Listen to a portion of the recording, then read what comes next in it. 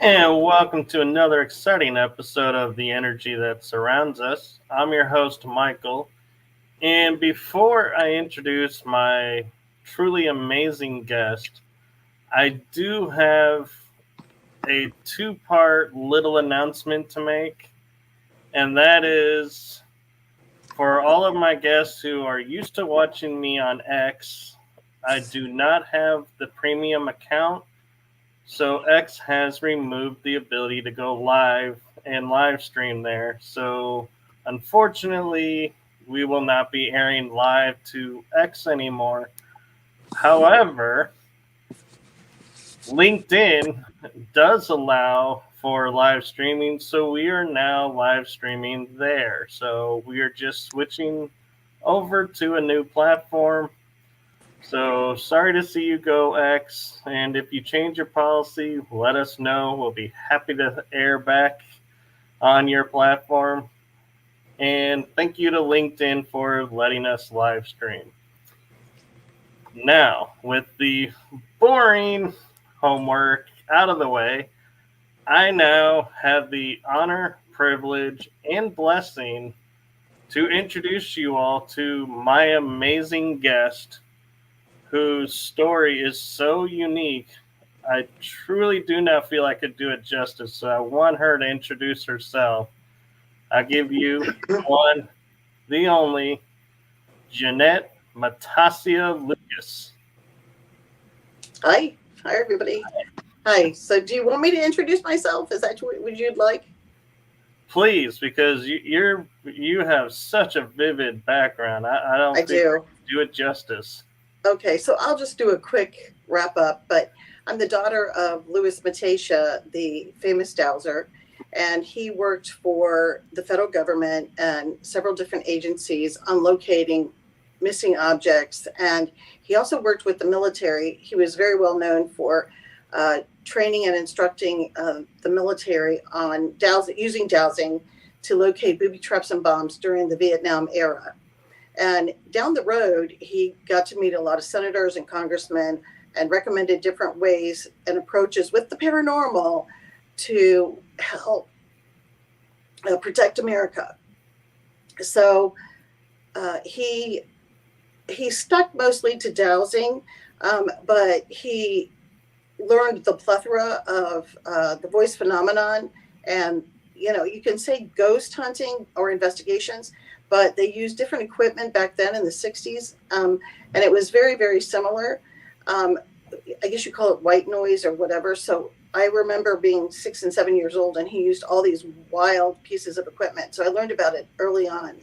And then he got to meet all these wonderful people at different conferences.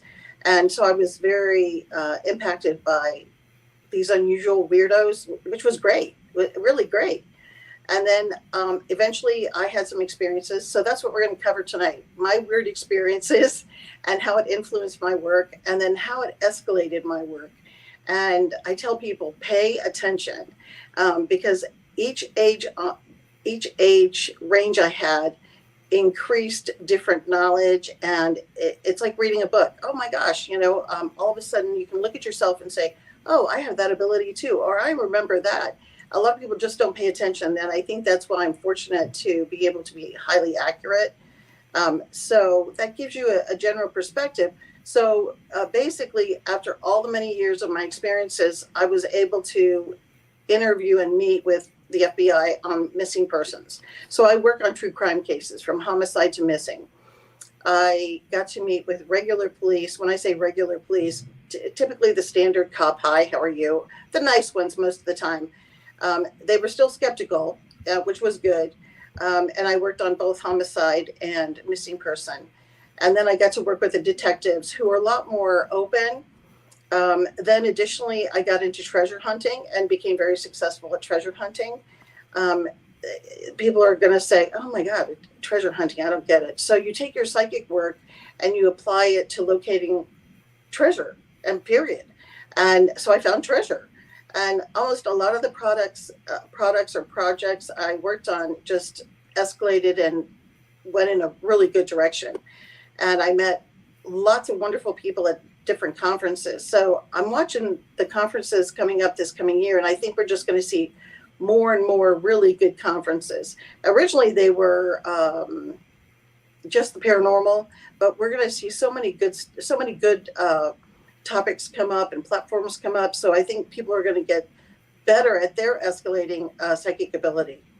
So I'm not a healer. So people say, hey, if you had that ability, I probably do have the ability to heal, but it doesn't interest me, and I don't want to be arrested for healing somebody, or the thought of, or the intent. So what else do I work on? So people are unaware of the fact that I've been written up in the Smithsonian Magazine for locating 2 missing objects. I'm in the Psychology Today article by Maureen Seaberg on locating treasure. I'm in books, written up on books. A lot of the times, a lot of the articles are written up either Ginette Matacia Lucas or Ginette Lucas. So if you try to find me, I'm out there. If you Google just psychic Ginette Matacia, so be it. The one that keeps popping up the most, as you well know, is the Casey Anthony case. A lot of people did not know I also worked on the Chandra Levy case and pinpointed an area where she could be found. And we'll get into that in more detail. So you're on. That gives people a general idea. No, and that's incredible. I mean, what a gift to have all of that access and be able to turn around and use it, and to use it for good and not use it for, like, I know some people would say for like profit and, just to better yourself. No, you in turn said, no, I'm going to use it to help others. And I'll just interrupt you. I do get paid sometimes, and people do promise to pay me and they don't pay me. And then I do a lot of charity work. Used to do a lot of charity work. So yeah, so I love all of it. I'm sure you do too. I mean, your eyes are still open. Like, oh my God, I thought I knew something about that and I don't. And now I know more. So it's all about the energy. I think it's all about the knowledge you're going to reap from this. So it's sort of a semi-college education. I don't want to downplay college education, but it is. It's what is that? My career is life, So that's what I do. So you're doing this too. You're doing the same thing. Right, and I think we can agree that when we say college education, no, like, insult meaning to people currently in college, but our education back in our day when we went to college was a lot different than it is today. It was pretty straightforward, I think. My daughter's going to school for her master's, and she's gotten a background in economics. This is just a quick example.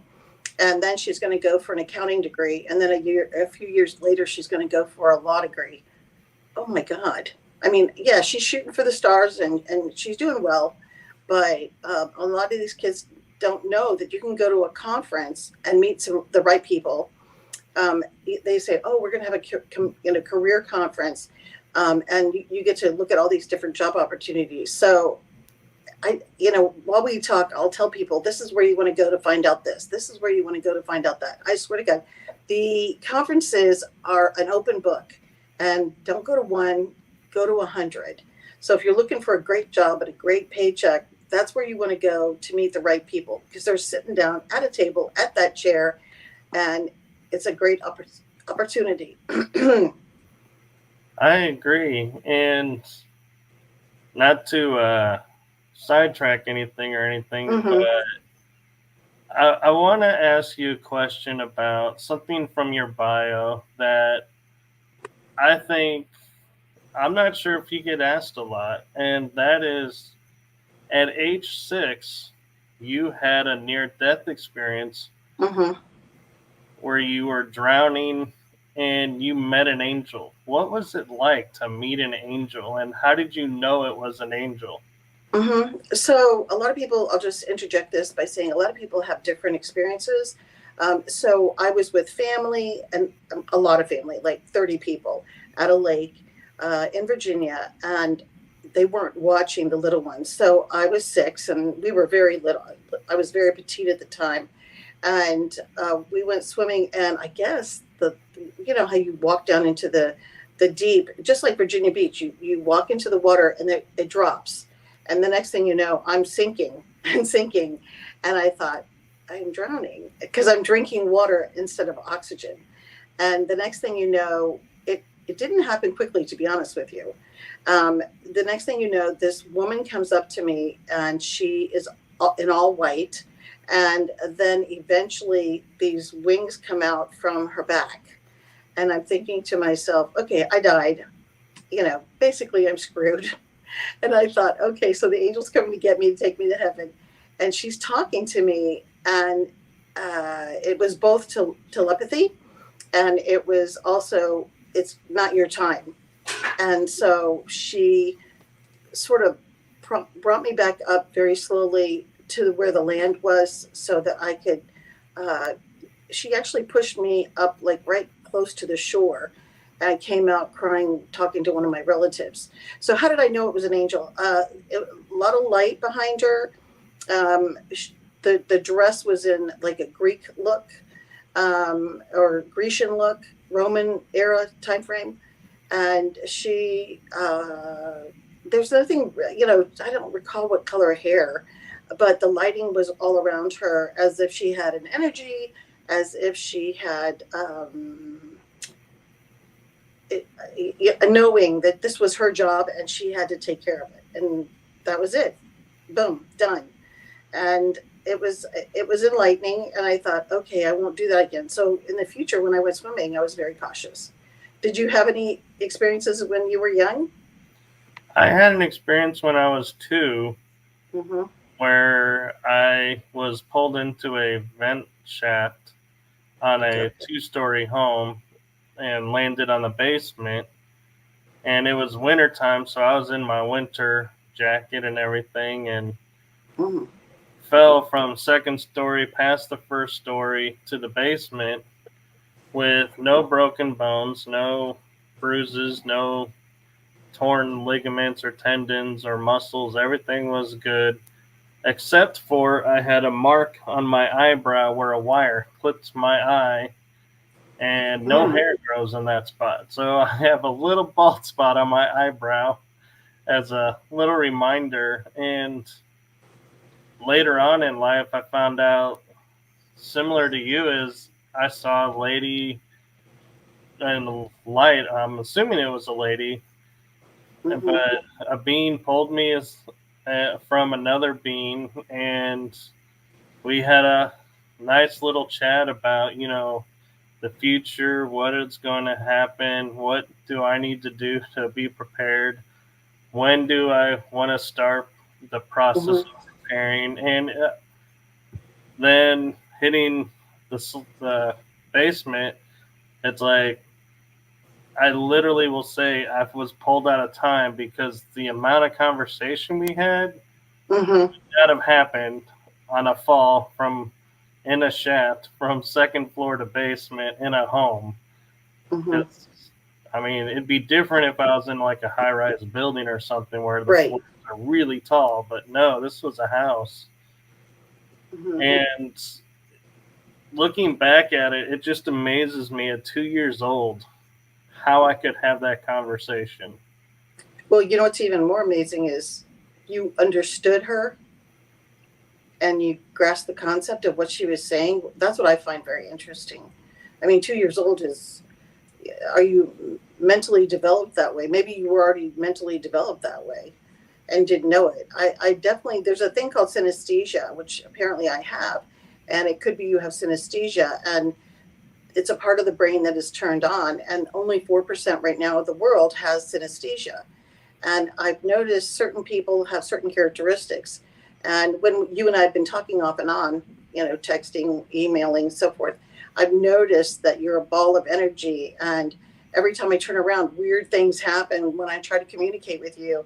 And I think, what is going on with this guy? And then I thought, okay, so he's working with not just paranormal, but random UFO stories and random ghost stories or investigations. And that's highly influential in your energy, your personal energy. So this doesn't surprise me that you're telling us this great story. My first near death, I didn't have a long conversation. It was just blah, blah, blah, and that was it. And then I acknowledged that I had to be more careful. But I mean, you're 6 years old and you have to be more careful. Give me a break. You should have adults monitoring you. Same thing with you. I mean, Right. why is a 2-year-old falling down this shaft, frightening? Well, so the interesting thing, I'll interject real quick, is Uh-huh. so my mom had put a board over the shaft opening, Right. and I feel like whatever, quote, accidentally pulled me into the shaft moved the board, because it's like my mom was like, there was a board down. There was no way anybody could have fallen in this shaft. We don't know how that board was moved. Right. And Yeah, but a worker obviously wouldn't move it because, they're concerned about safety too. maybe, and there's so many, I call it the equation. Maybe the board was moved so that you could experience a little jarring of the brain. So almost like, screaming in the brain saying, wake up, and you woke up at age 2. I mean, that sounds a little weird. It's layman's terms of trying to describe what you went through, but that's a really interesting story. I'm sure a lot of the people out there are afraid to come forward and talk about their stories. This is the first time I've actually talked in depth about my NDEs, so you got the exclusive here. Well, thank you for that. And sure. I also want to make clear that this is part of why I love doing paranormal investigating. Is I only knew about my eyebrow growing up. And then when I hit my teenage years, then I found out, oh, yeah, I had this conversation. And then years later, I was on an interview where I was interviewing a lady in Greece. And she goes, well, there was 2 spirits there. And I was like, no. And so then it's like, and then my mom filled in later some pieces, like that she had put the board over it, that I was in winter clothes, that it was winter time. And so that's why I love paranormal investigating, is because you get these little pieces of puzzles and put it together and figure out this mystery. It's very helpful to know all the pieces, but you have to unfold them. That's what's frustrating, because you don't know which direction to go in. And a lot of people say, oh, some of these ghost stories or investigations are fake. If they're a good crew, they're not going to fake anything. Right. Yay. If they're a good crew, they're going to try to make a plan. Sometimes your plan gets blown up, in your face, because you have these ghosties who are causing problems, or the other side causing problems. So, I think it's very, very complicated. And all you can do is put your best foot forward. Right. So, and now that I think about it, growing up, I always would laugh with people because I would see out of the corner of my eyes these shadows and think nothing of it, and just be like, oh, some energy's out there being playful, no big deal. And it wasn't until I was on a paranormal investigation researching, and somebody goes, well, have you ever heard of shadow beings and what they are? And I was like, no, what's a shadow being? And then realizing that's what I grew up with. And everyone's like, yeah, you grew up with shadow beings? I'm like, well, doesn't everybody? It's like, it's like, that's what I love too, is in the communication and interaction, is to get people's reactions and going, wait, so that's not normal? Wait, what does that mean about me now? Oh yeah, I have met so many people who have not had a single experience, and they're frustrated, and then they hear people like us talking about it as if no big deal, no big deal. I mean, I think out of all the work I've ever done, I have dead people coming to my house. Do you remember the movie The Sixth Sense? I believe it was. The kid goes, I see dead people. Well, right. At my house, dead people come to my house, and people guests have actually, they don't know who I am, and they come to the house and say, oh, you have a guest? They're on the deck. And I said, no, that's just somebody leaving. I don't even explain it. I mean, we've had a friend come over one time, and she said, Ginette, who's that good-looking guy on the deck? I said, and I finally told her, her name's Jane, and she goes, well, who's the other kid you're babysitting? I said, I'm not babysitting anybody because I'm not a babysitter. And she goes, no, there's a little girl running up and down the halls, and then goes back to Anna's room, my daughter's room. I said, that's a dead person. And she goes, what? I said, yeah, a lot of people that are dead don't know they're dead, and they go somewhere where there's an antenna up to people like you or myself saying, hey, I'll say hi and be nice and so forth. Receptors, if you want to call it that. And these people would come and go and be on my deck and be down the hall. I've had this new perimeter thing where I keep them outside of the inside of the house. I tell people, dead people, stay outside. But then people, my daughter's friends have come by the house, and I've heard this so many times, and it's really bothered them. They said, Mom, will you tell these people to stop coming? I said, they can't help it. I'm an antenna up, and they don't know where they are. They don't know what's going on. And I know that sounds like a random add-on to what you're saying, but you've got the shadow people or the beings, which is true. Heidi Hollis on another podcast show talks about it. She's written about it. And she's writing about the Hat Man. So there's lots of different entities out there. And I guess you and I are in the pudding of entities, good and bad. Well, and the fortunate thing is, as much as we're in it, we also were taught and had the innate knowledge, or a good spirit came first and taught us how to protect ourselves. So we're not pushovers and vulnerable to everything. We know how to keep the bad ones out and keep them from coming in. And what I find challenging sometimes is because I feel like something was almost like a birthright, something known from birth. Mm-hmm. And then you try to explain it to someone and you're like, I really don't know how to explain it. It just happens. And I know that sounds horrible, like arrogant, but I'm like, that's the truth. It's like, I don't know how to turn something on. It just turns on. Right. Sometimes it's like a car wreck. Boom, it happens. And then trying to describe it. Well, it was pretty quick, but blah, blah, blah, blah. And then people don't comprehend what you're trying to say the whole time. Sometimes they do, sometimes they don't. So shall we move on to my other near death? Because we have limited time here. So I want to make sure your viewers say, about the escalation of abilities and talent that grows.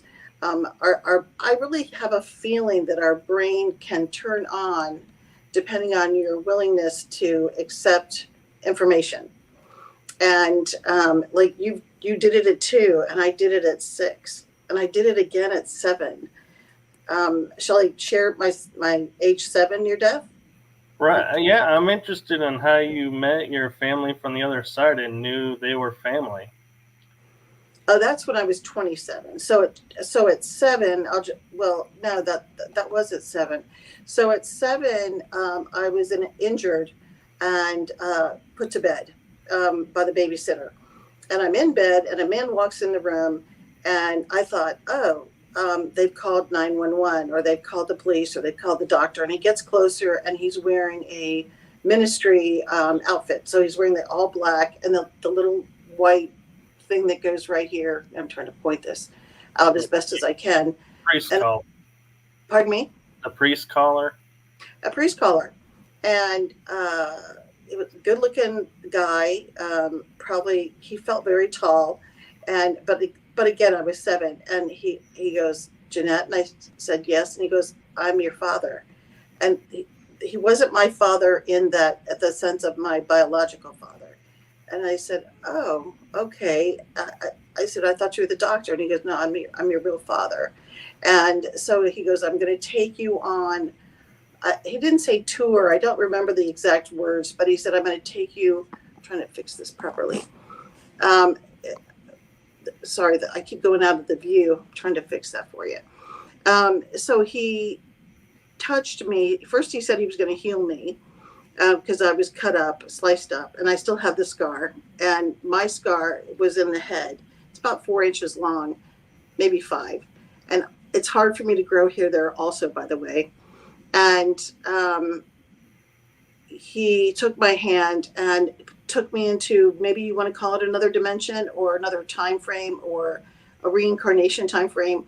And he actually took me to China, and he actually took me to Japan and showed me different lives I had been in and who were my relatives, and that I spoke Chinese, and another one it was Japanese. And it was funny because we were flying. Now, as a 7-year-old flying, I guess I just thought, okay, I've got his hand like Mary Poppins, and I'm flying. And so we flew to China, and they showed me that he was a missionary and I was his child from being at that time frame. And he explained that there was a huge war going on in China, and he gave me a lot of details, and he showed me the building I lived in, and everything felt very familiar. And what's really weird, I decided later in life to do research on it, never told anybody. And I found out that in around 1912, don't quote me the timing, 1917, something like that, China was in a huge war. And they did kill a lot of the missionaries.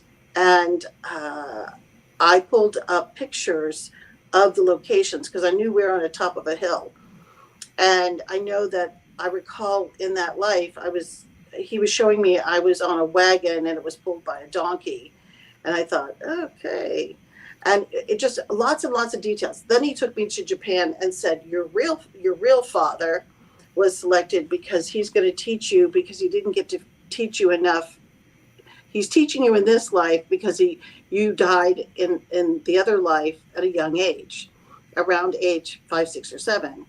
And so they were showing me the Japanese writing. They were showing me my grandmother, that I was living with both my grandparents, and that my father today, who's now deceased, was in my past life in Japan. And but my mother was not. It was a different woman.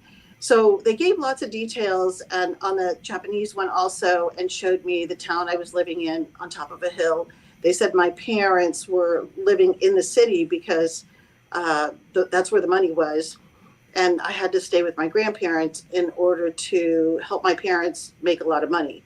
And then all of a sudden, I saw myself reading Japanese, and then blackness came. And then all of a sudden, I'm back. It's like I'm sucked back into today's world. And I thought, okay, so I'm reincarnation-wise, if you believe in it, I'm former Chinese or Japanese. Now, both scenes, I was a girl. I've never been shown being a boy. So, I mean, other people have other experiences where they were, a boy, then a girl, and vice versa. So that one was super interesting. But the final outcome on that one was really cool because they said your whole life will change at 27. So they showed me a bunch of information that was going to come forward. And I held on to the age of 27. I thought it was, in my mind, I kept thinking, well, is that good? And then I had another near death at 27. Before you go to 27, mm-hmm. I want to ask if you ever noticed these near death or the death in your past life was 6 or 7, and in this life you had near death experiences at 6 and 7. Yeah, I just don't know what the correlation is because we can only go on the information, and we don't have enough proof. It's like people say, oh, aliens exist. Okay, so what? We can't prove anything. All we can do is tell our story and say, this is what happened. I get it. I understand. Yeah, it is interesting. Very interesting. Yep. Yep. So for interrupting, but so back to age 27. Yep. So at 27, I was injured in a car wreck, had to go to the hospital.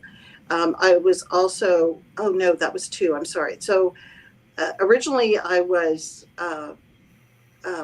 sick and I had to go to the hospital.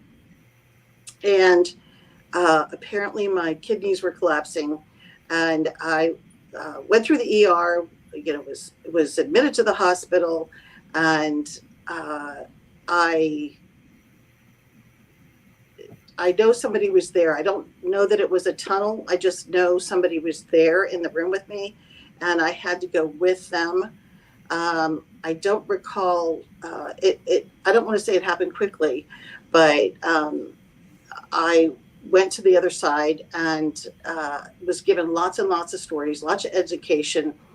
Got to go to meet people in heaven, and I was surrounded by all these people that kept saying, "I'm your grandmother, I'm your sister, I'm your brother," and some of the people were talking in foreign languages, and I didn't understand a word they were saying. But what was interesting was one woman came forward and she goes, "I'm your grandmother," and she was Japanese, and I thought that was super interesting. I didn't feel threatened or afraid, but it almost felt like I was there for a year. Time goes very quickly on the other side. And I came back and I actually called my dad and I said, "Ooh, I think I died." And so we talked about it and I gave him all the details. What was interesting was when the doctor came in, she finally came in, little did I know I was in the hospital 14 days from kidney failure. What was interesting is she goes, "Oh, our miracle little girl," which I was 27. And that was super interesting that she thought I was the miracle person, which I didn't understand. And then a nurse came by and told me, "Oh, well, you died and you came back. And the fact that you survived kidney failure was unusual." And I didn't tell her anything about the experiences or anything, but it did tell me my life was going to change, and I was to locate missing people, and I was to help people on Earth. But it's hard. The public's rough. They're very rough, very judgmental, and so there's all sorts of stories that go from that. But within a week, I was in a car wreck and back in the hospital, which wasn't any fun, and had a concussion. So it took me almost a year to recuperate from that concussion. And but during that year, I kept meeting paranormal people in all sorts of categories. And I got to meet, there was a particular group that had a lot of conferences. And you go to the conferences, the Fortean organization. And Phyllis she'd run the show and she was fantastic. And you would get to see all these different platforms from Ghosty. And what was even better was you had PhDs coming in telling their story and sharing what they did from the standpoint of research. And so that was awesome. Yeah, so I tell people, go check out the Fortean organization and their conferences if you can. So very helpful. So was your age 2 your only experience that you had, or did you have more? Actually, I think in my 30s, I had a couple of near-death experiences. I don't remember if one was in my late 20s or if I'd actually crossed over, but that was the main one that I remember the most because it was like the most impactful to me and was like the most defined, like, yeah, from everything I had seen and heard and research fit the story. Mm-hmm.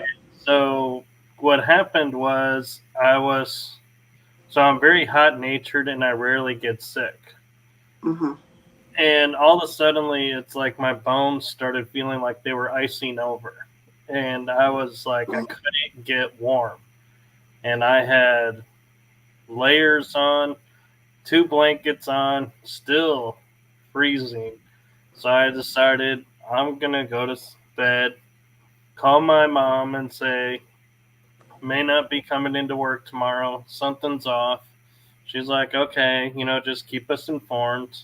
We'll see how you're doing in the morning. Stay hydrated. I was like, all right. So I go into my hallway and I turn and start walking towards the master bedroom. And thankfully it's carpeted because as soon as I cross the threshold, the next thing I know, I'm on the floor looking up and being like, what's going on? And my chin hurts really bad. And I had a nick where it looked like there's a little bit of dried blood where I had hit or maybe bruised because there was no blood on the carpet. Mm-hmm. I had hit my chin on a full wood post of my bed because my bed frame is total wood. And then I go into the bathroom because I'm like, all of a sudden, I'm like, something's weird is happening. And how I describe it is when they say like tissue regenerates from like being dead, it ejects the dead tissue. Mm-hmm. That's what I felt like happened. And I had to clean all that up. And it was like, without even thinking about it, it was like I was back to normal temperature, feeling totally fine, went to work the next day. But I also started to realize that I had started thinking about things in a different way, that Mm-hmm. my thought process had changed and my perspective of witnessing things had changed. I think that when you meet the other side or these weird occurrences happen, that it's almost like you have a couple of books in your head that are just like a little chip, like a microchip put in your head saying, hey, listen up. And then through time, you can see little visions or information that comes to you that will help you understand what you went through. And then it flashes you back to the time when that situation happened. And it makes you more psychic and or more intuitive, whatever word you want to choose. And I just think it can escalate and escalate. And then you're going to be pushed into more experiences. And so you said you had one around in your 30s and you think you had a second one. And that's what amazes me because I had another one at 37. And I just keep thinking, did the other side do that on purpose to make sure that we are A, possibly sane, B, wake us up, D, help other people? I mean, there's so many possibilities. I have just found every time I had those, I hope I don't have any more experiences like that. But my last experience at 37 was on the operating table. And I will share that real quick because we don't have a lot of time. But when you fell and you went to the restroom and you had to clean that up, there is something with almost like you said, a different dimension. You're flopping back and forth. When I died on the operating table, my circumstance was very weird because I was given an IV, passed out, and the next thing I know, I'm sort of waking up. I don't know if you call it theta state or delta state, but what was weird was this angel came down and I was being shown, like all above me was planets, stars, that kind of thing. A little far out, but she came down and she was screaming at me or screaming. And she had wings and she was pushing on my right shoulder. And she kept saying, whatever she was saying sounded Russian, but it wasn't Russian. And all this beautiful music came with her. And she was screaming and then she was pointing up. And I said, I don't understand you. I don't speak that language. And she finally says, I'm helping you survive. And she said, I need a bunch of other people to come down and help me. And they kept pushing me and pushing me and pushing me, pushing on me. And what was weird was I was actually feeling like I was floating out of my body. Then I looked down and I saw my body being operated on. And apparently the doctor that was doing the oxygen, he was stealing oxygen. And so the anesthesia. And so he would steal it. He'd give the patient enough to knock out. And then when they were doing surgery, you would either survive or not survive. And this was at Sibley Hospital in DC. And what had happened was, I guess he took a lot of my anesthesia and I was feeling the surgery. And so these angels kept coming down and one was on one arm, another was on my another arm. Then I had some of my legs.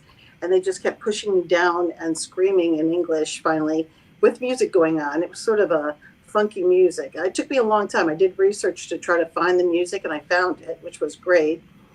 It sounded like, again, like it was Russian music.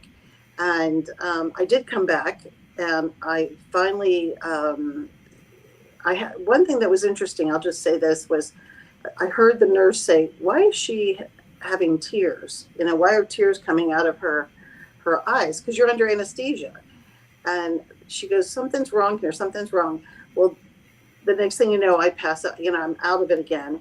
And I finally get to my bed, and the doctor comes in and tells me, "You died on the operating table. Are you okay? How do you feel about it?" I said, "I'm fine. You saved my life. Yay." And it wasn't my original doctor that came to tell me that. And they did not tell my husband. And he said, "They didn't tell me." And I said, "Well, they told me." And he did say to me, which was really interesting, are you going to sue us?" I said, "Why? You saved my life." And then 10 years later, I'm looking in the newspaper. This is really critical. And here's an article about a time frame at Sibley Hospital in DC where people had died, and they had a class action lawsuit against Sibley and a particular doctor who was stealing the anesthesia, and people had actually died. And I thought, oh my God, that's when I was there. That was the doctor that was there. And so that's why I died, because he was stealing anesthesia, and I came back. But I do believe that particular near death really increased my psychic ability. It really did. But I was welcoming it, so it was fine. I accepted it. Like you said, it is what it is, kind of thing.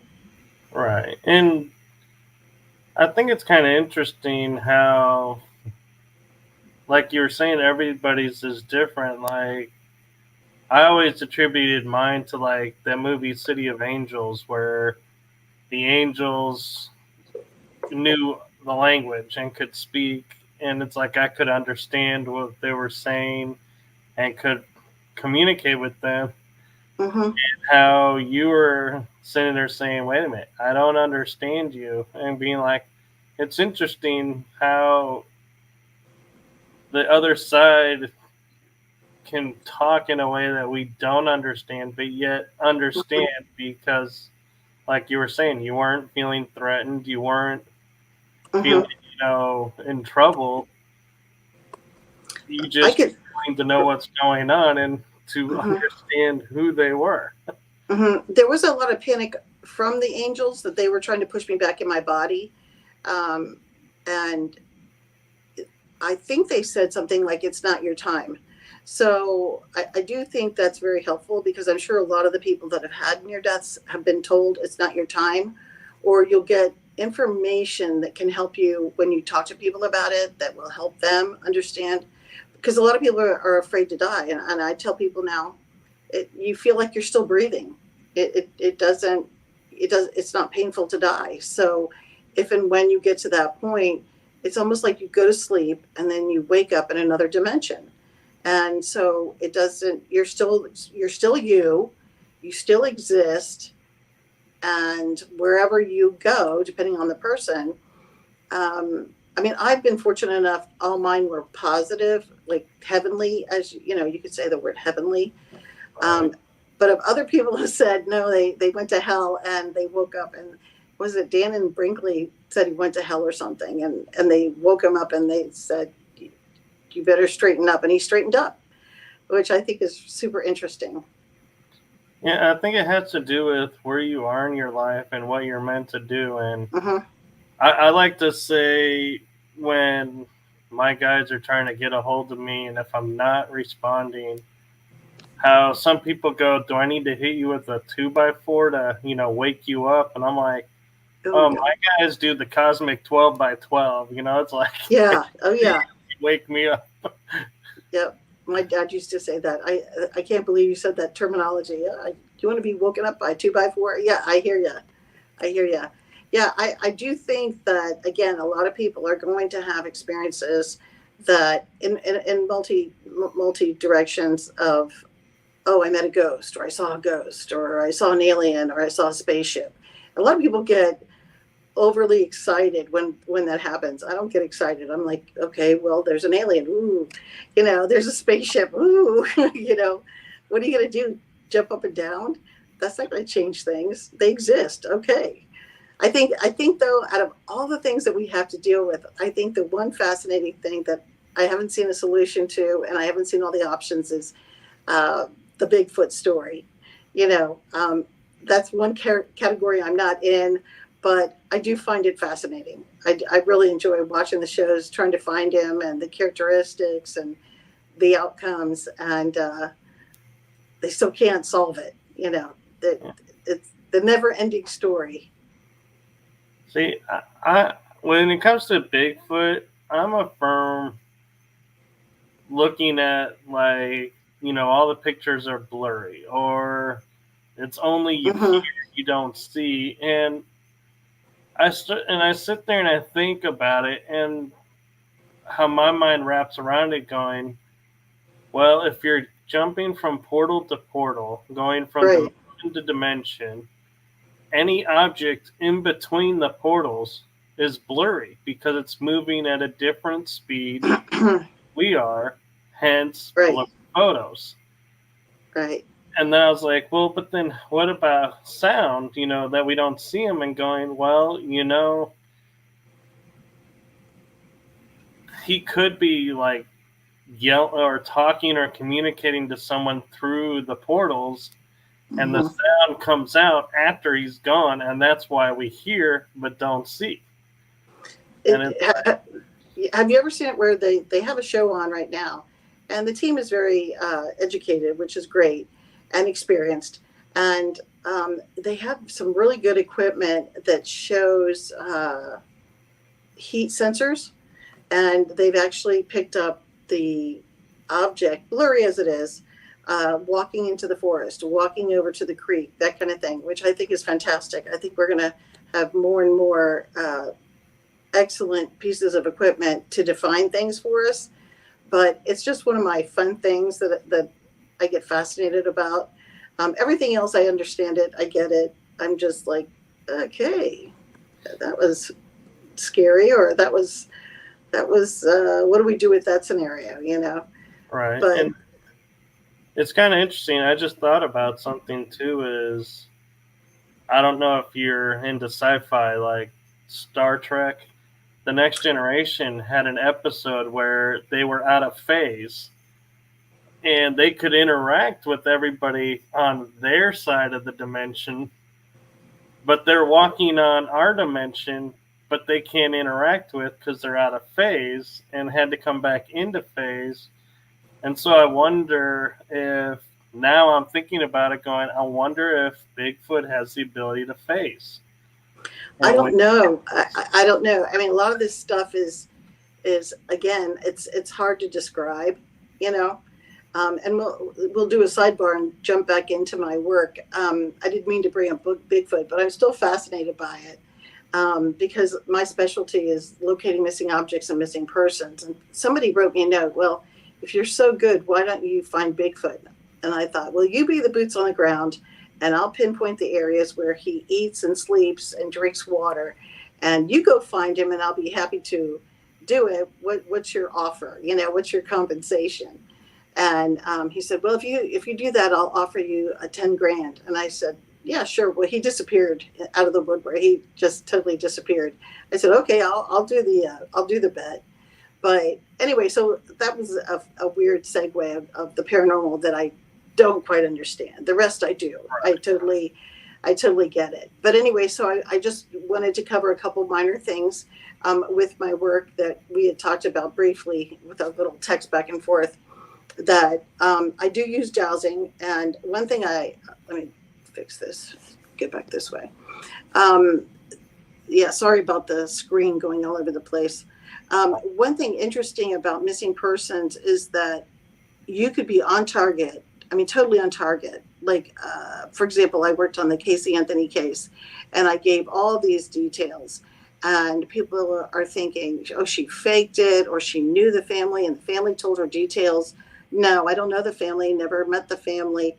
And they even said, oh, Ginette had a map to the location. Nope, didn't have a map.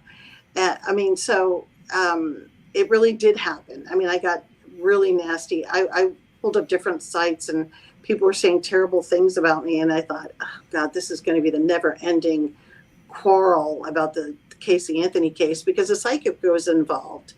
But it was also that there were a lot of people with the anger on and the trauma of that particular case. On the Chandra Levy case, it was a totally different feel.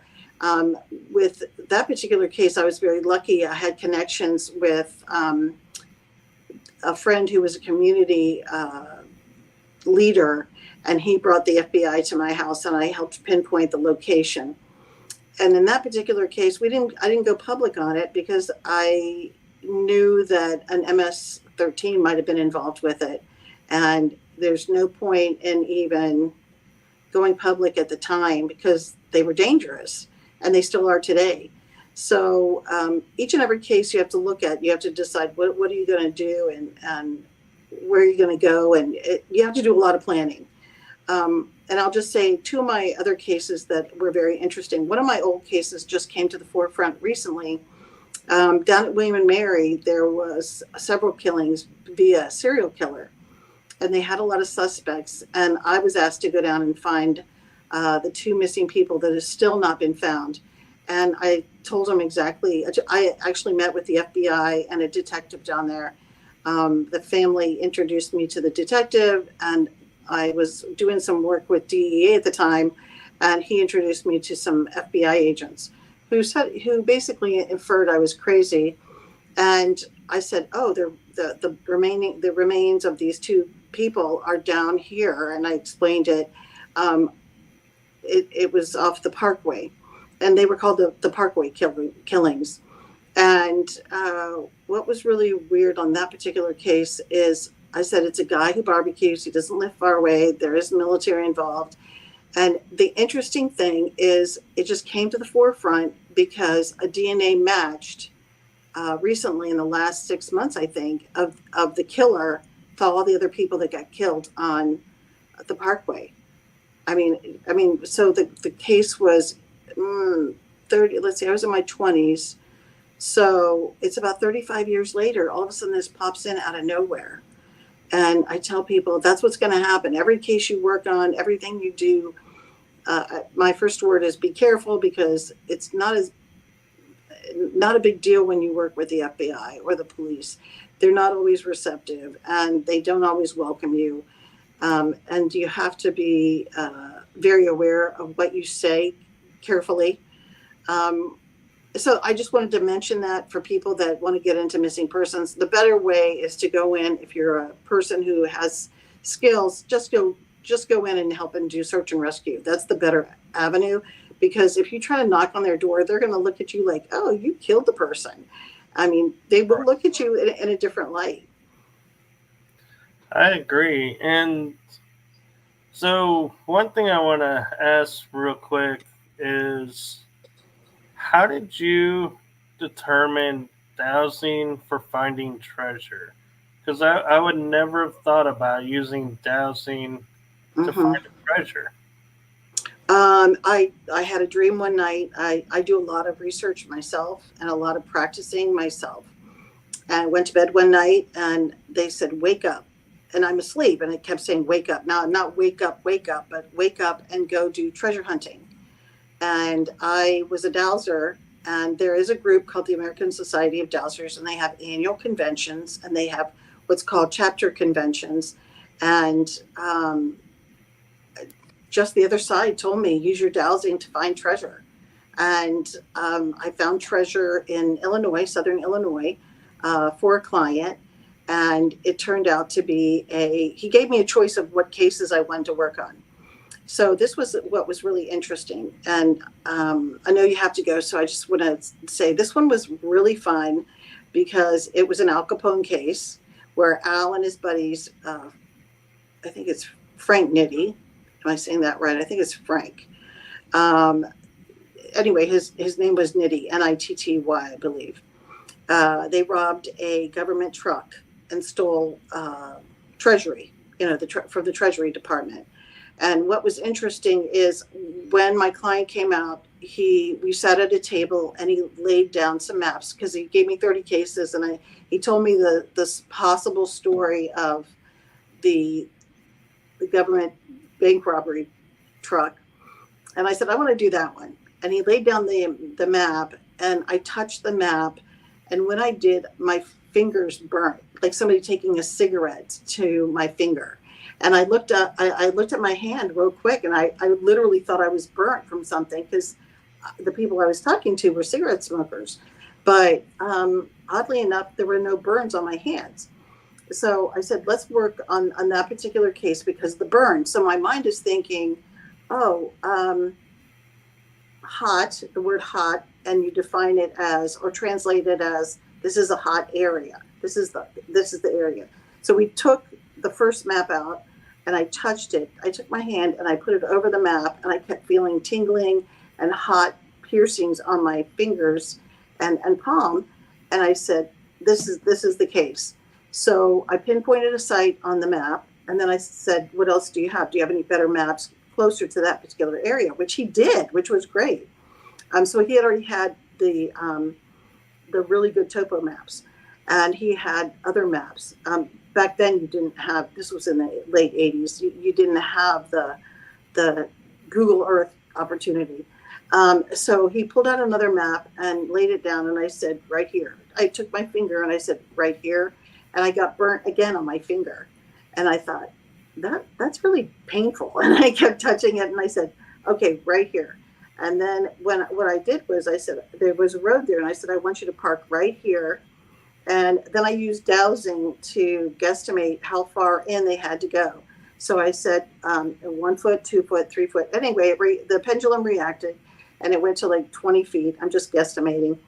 And I said, stop there and do a radius, not a round radius, but do a 10 by 10 area and peg it off with flags. And when you do that, you'll pick up with, they had the ground penetrating radar. It looks like a lawnmower, vacuum cleaner type thing. And so when they did go out finally 2 years later, they called me from the site. They called me from the actual metal detecting time frame. And they said, we're out here, but we didn't find anything. We did find something, but it doesn't make sense. And I said, well, just tell me what you found. And because they said, we didn't find anything. And I said, get clear on what you did find. And he said, well, we dug 2 feet and we found the hood of a truck. And I said, what? And I said, what year is the hood of the truck? And he goes, 1930s. And I said, I was rude. I said, look, stupid. Why would the hood of a truck be in a farm field in the middle of nowhere from the 1930s in the ground 2 feet down? There's something to that. Because, and I'll tell you another story real quick, but I said, pull it out and then use the ground penetrating radar and do it again. So they pulled it up and they used the ground penetrating radar, and it reacted heavily. And they dug 4 more feet, and they found over 60 bars of silver stolen from the federal government. So that was really cool, So, yay. So my father had one of the bars, and I said, what we need to do. And I told the treasure hunters, I said, don't sell them, don't smelt them. Go to the press, tell them what you found, because it's a great story, and it could be a great movie because it's based on truth, factual. And they were like, no, we're gonna smelt it. I said, you're gonna make more money from a movie deal than smelting it, because it's only silver. And I said, secondly, can you imagine the steps of you're finding this? And they were marked, they were labeled U.S. government. They had a number on them, and they smelted them. They didn't want to move forward. They didn't want the press. And I said, all you do is go get a media person to help you to get involved with the whole process. So they got it smelted. I would think somebody be turning that in, stamped U.S. government. I said, the government's going to have a reward too. And people call me all the time on treasure hunting, and I tell them, where are you going? Is it government land? I mean, I've had people I had to turn away. They're on, they want to hunt on Indian land. Can't do that. National parks, can't do that. Cornfields, absolutely yes. I just got a call from a cornfield, for a job on a cornfield. I was like, that might work. So we'll see.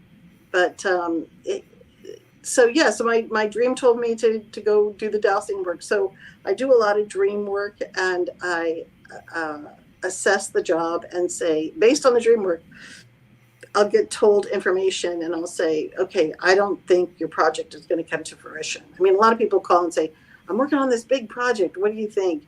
And I said, okay, pay me $250. I'll assess it and I'll let you know. And then if it can work, you can pay me to do the location work. But assessing a project is the best way to do it, because if it's a dead end, it's a dead end. And for example, I'll just wrap this up by saying I had a client in Switzerland, really great guys, and they brought in 30 jobs, just approximately. And I kept dowsing and using questions, show me the locations of the treasure. Nothing. All 30 cases, nothing. I couldn't find anything. And it's better to go ahead and tell the truth than to make stuff up. So on one of the maps he finally sent me, I said, well, there's something here, but I don't get that it's worth a lot of money. I don't get gold. I don't get silver. I'm just getting, it's important. So he finally went out. I told him where to park, just like the Al Capone case. And I said, I want you to walk like 20 feet.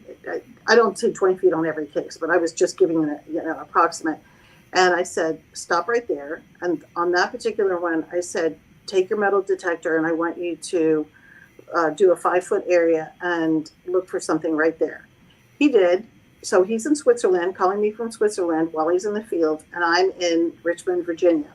And he called me back and he said, okay, we found these items and they're from the Dark Ages.